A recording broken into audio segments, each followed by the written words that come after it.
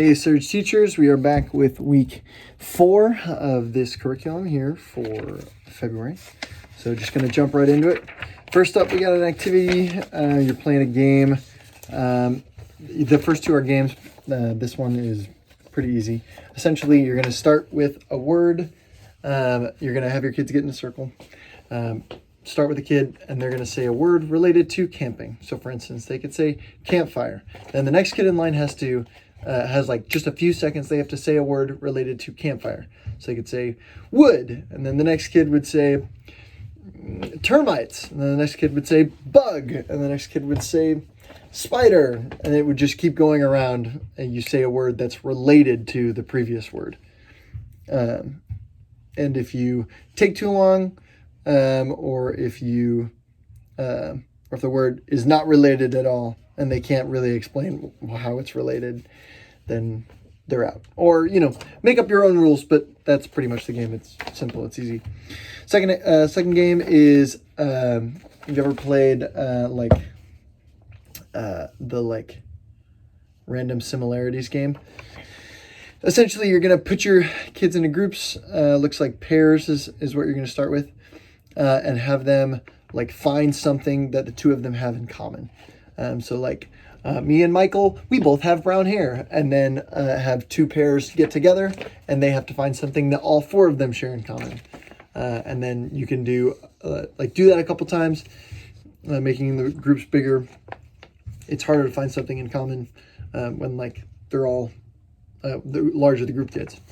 Have them do one as well where they point out.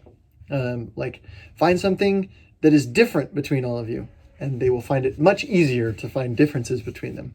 The moral, the main point of that is it can be really easy to find things that are different, but there are always similarities too. You just have to look to find them, and they can be hard to find, but you'll find them.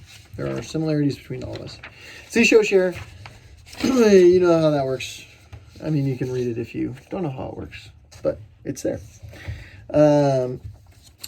You've got your chip and chop is the name of this one.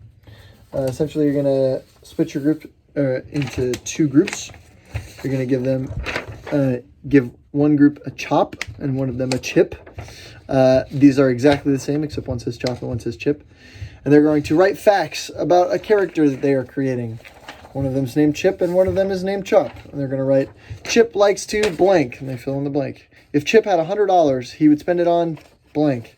On the weekend, Chop likes to blank. Chop does not like to blank. They're going to fill out their sheets, make sure they incorporate everybody, and then they're going to talk about some of the things Chip and Chop don't agree on. What are some of the things they have similarities on? How can you be nice to people who are different from you? That is sort of the idea that we're going for there. Then you're going to do this activity where you're going to have a ball. I will give you a tennis ball.